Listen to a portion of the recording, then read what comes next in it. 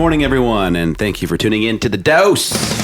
Mark Hutchins here, joined by Mr. Jereme Kleven, and the Dolphin, and I love it, and Mr. Byron Filson. Good morning. And Michael Orr is not here today. We have Tina Tamboer instead. Back in the hat. Cheerio, Tina. I can't do Michael's accent as well as he does his accent, but I'm close, right? Can we hear yours, Tina? I'm more of a southern accent. She does southern. Honey. You don't. Yeah. Hey, honey. There's sugar on top. I thought by now you would have your Michael Orr impersonation down. Well, you guys have been doing so many impersonations that now it's like clouded. It's all mixed together. I can't It's like focus. a Southern English Australian. What happens What happens offline at the dose stays offline. Well, let's dive right on in today. It's Friday. Yeah. Let's get into it. So the hook yesterday was talking about these reports, these tools, these resources that you have on the Cromford Report, guys. Again, if you do not have the Cromford Report, you must get it. It'll help you tremendously with your business, with listing presentations, with buyer presentations as well. We've heard many agents come on the dose here that have said how much they rely on the Cromfords. I mean, that is a testament to what you guys are doing over there. Thank you. This isn't just a cheap plug, as a return to have you, coming on the dose here, but it is truly an underutilized resource. And us as agents, we have to be looking, and this is just my humble opinion, we have to be looking for ways to add value. And this is a resource that adds a tremendous amount of value. There's so much data out there. People can go online and all these ridiculous sites, accurate or not. This is a resource that can help separate ourselves from our competition, because you said a statistic before. What percentage of agents use the Cromford Report?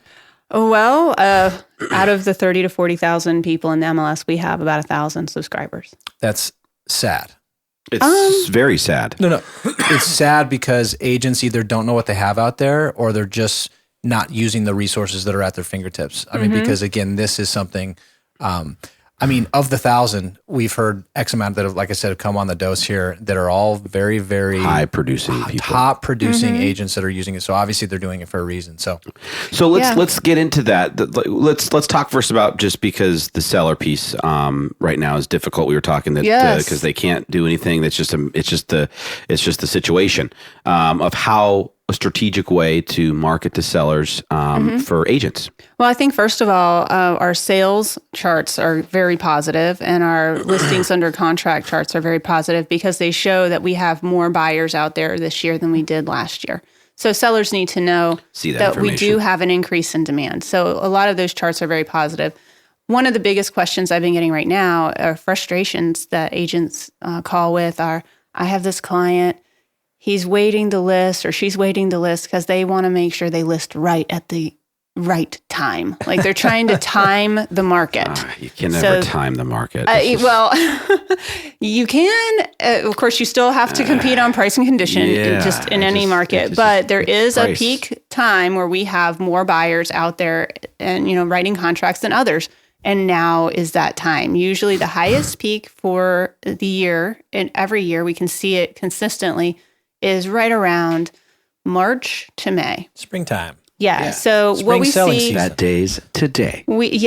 And now we're already in April. Yes, it's so scary. When you look at the listings under contract chart, and if you are a Cromford subscriber, you go into the Tableau charts area, look for listings under contract, and you will see where we are in comparison to last year, which is actually quite positive. We're up, in almost every price range over 200,000. We're up 20%. In just about all of them, except over $1 million and under $2 million. Year over year. It's compared to what's in escrow waiting to close today, this week, versus the same week last year. Oh, so year over year. Yeah. For this week. I love they it. haven't closed yet. Right. So we always look at listings under contract, because that's a precursor for what's potentially going to be closing. Right. So when you look at the peak for contracts, when are they actually looking? Right. So if we peak in April for number of contracts in escrow, that means they were looking at least in the month prior. So that can be taken a dozen different ways in terms of how you can take that content or that information and relate that to your seller, or relate that to your buyers as well, right? Any of your clients out there. And we've done various segments on this podcast of having tidbits of information, things that you can go to that are almost in your tool, your tool bag or your briefcase, that you could be asked any question for the most part in the industry. And you can kind of go towards the information that you want to speak on. You know what I mean? Right. So, well, right now, I will say that at this level that we are currently at, we can only expect to stay here about 8 to 12 weeks. So when you consider what the average time, days on market, granted, it's a little high right now because you guys just love that UCB status. But when you, on average, expect 70 to 80 days, 70 to 80 days on market right now. So when you look at, our peak buyer activity is going to go for 12 more weeks.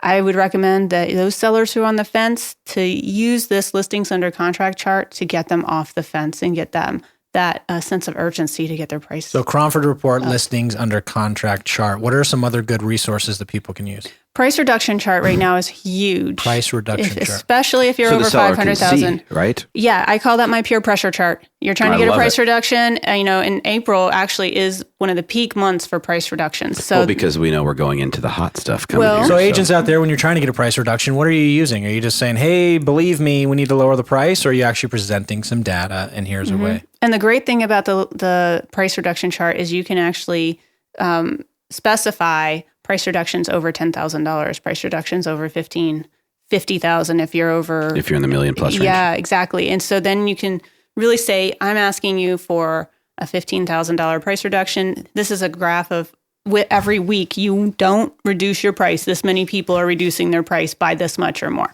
in your price range. So you can do this by price range. I don't recommend you do it by zip code. Keep as much data as you can in there so that it tells you a story. Okay. But it is very convincing, and it takes it off of you and just lets them know it's not me saying that your home isn't worth every penny you want for it, and it's in beautiful condition with beautiful views and wonderful school systems. But all of these other homes that are also in beautiful condition with beautiful views in your area are reducing their price.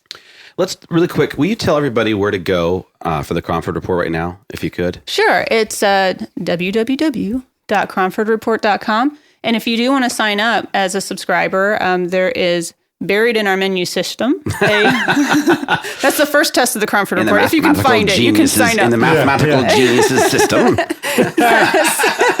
There's a little section called subscriptions. And if you've already been a subscriber in the past, you just log in and it will tell you that you're expired, give you the option to renew. Or if you're first time, you can sign up right there. We will ask you for your MLS ID because we are only allowed to sell to Arizona Regional MLS members. Which is, again, that's a good thing. That is a fair great enough, thing. right? Yes, yes. So let's stop there today. Give everybody the weekend to think about that for sales. Let's talk about buyers on Monday, because right now, obviously, buyers are where it's at. The buyers are out there. They're searching. They're buying homes clearly after what we're talking about. Is a great way now for resources on Cromford to be able to present to their buyers every consult. You even have a resource right in your MLS. So you can use the Cromford Report, but you can also use your MLS for that. Let's talk about both of those things. All right. And before that, too, so like we said the other day, or maybe yesterday, we're going to have you in for a workshop Wednesdays a couple of weeks. So guys, stay tuned for that. And this will be a full presentation. You'll probably go for like an hour and a half. Do you guys do regular trainings beyond that?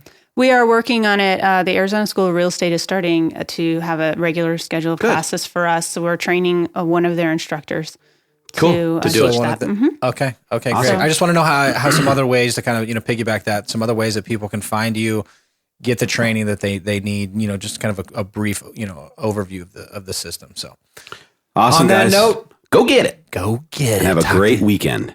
Yes. Talk to you guys next week. See ya. Bye. See you, Byron.